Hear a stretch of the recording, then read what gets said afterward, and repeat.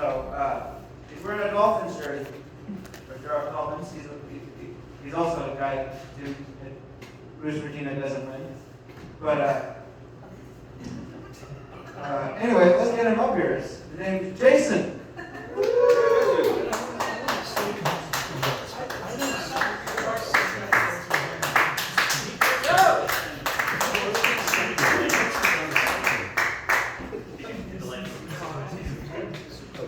Hey guys, how's it going? I came over from Salem tonight. I didn't come over just for the open mic. I'm going to Mount Bachelor tomorrow, but figured I'd check this out. So yeah, let's do some jokes. So when I was growing up, my parents always told me to be the bigger man, and I'm a really good listener, so sometimes I wish they would have said, be like an average sized man. That might have been the way to go. I'm actually really good at losing weight. I've lost a bunch of weight recently. I've lost about 60 pounds over the course of the past year. I've also gained about 60 pounds over the course of the past year. I really liked yo-yos as a kid, and I guess that trend has continued as I've gotten a little bit older here. But, you know, such is life. Yeah, my parents were really great, and I've been trying to stay close with them. I'm trying to talk to my mom a lot. My dad and I, we don't really talk too much though. There's a couple of reasons for that. You know, he had a drug problem when I was growing up. He spent a lot of time at work, and you know, he's lived in an urn for the last 7 years. So like, I'll come home and I'll be like, hey man, how was your day? And the urn just kind of like sits there, you know, doesn't really talk back. But could you guys imagine if it did? It'd be kind of like a fever dream or something. Kind of like Pee-wee's Playhouse. You walk in, you're like, hey Dad, how was your day? And he's like, well, word of the day is cremation. Night of the Living Dad. When your parents die, or when anybody dies, you have to think about what to do with the ashes, and that's kind of like an interesting like process to go through. You're like thinking like, okay, like do we want to like split it up? Do we want to like have it, you know, just in one big urn? And it got me thinking that the people at the crematorium are kind of like coke dealers because they're all taking a powdered product and then they're kind of dividing it for people. So I like to picture them like wearing aprons, like weighing stuff out on triple beams, using credit cards to cut things into perfect lines. But you know, sometimes like people don't burn that well. And sometimes you don't have enough coke, so like, do you think they ever like sprinkle a little bit of like baking powder in there just to make Dad a little bit bigger? He didn't do a lot of yoga, we gotta stretch him out, you know? It's possible. So yeah, so you know, then like, you go through this awkward conversation with your parents, or well, your parent, because you know, Dad's dead. And Mom's like, you know, oh, do you want like some of Dad's ashes? And you're like, I mean, not really, like, that's a lot of responsibility. I'm gonna lose those, let's be honest. And then you're gonna be like, you don't love your father, and I'll be like, well, he's not in the ashes anyways.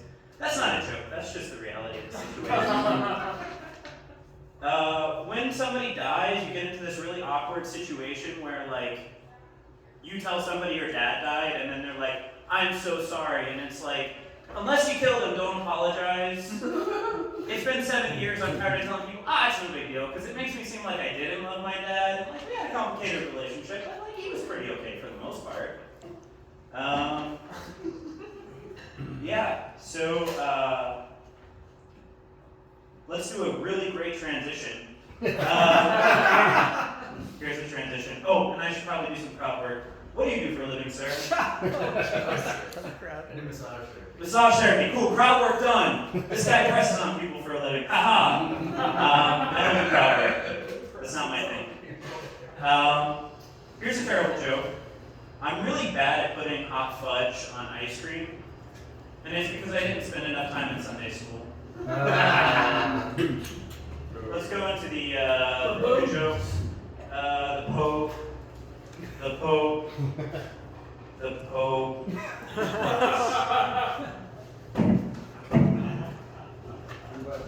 It's all Pope jokes. We used to have a lot of poop jokes, now we have a lot of Pope jokes.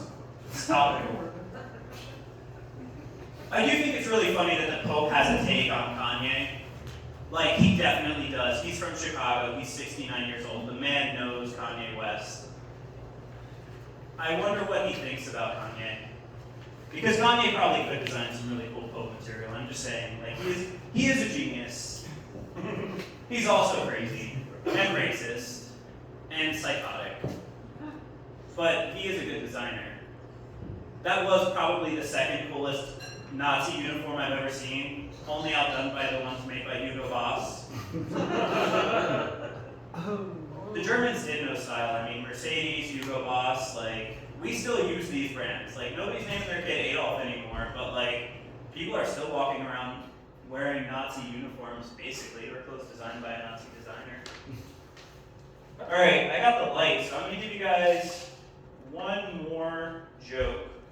We're gonna go super topical. Do you guys ever think that like maybe Judas was just a 2-bit magician and he was working really hard and he trained really hard, and then this guy comes along who can turn water into wine and walk on water? You have to kill that guy. Like, you're gonna be the Houdini of your time. And then an actual wizard comes along. That's like Harry Potter being competition with oh god, what's his name? Like Chris Angel or something, you know? Judas wanted that residency in Rome, and he was going to do whatever it took to get it. He would not be stopped. But I'll be stopped by the light. Thanks, guys. Appreciate your time. I mean, all things do suck, but I still love it. Yeah. Keep it going for Jason.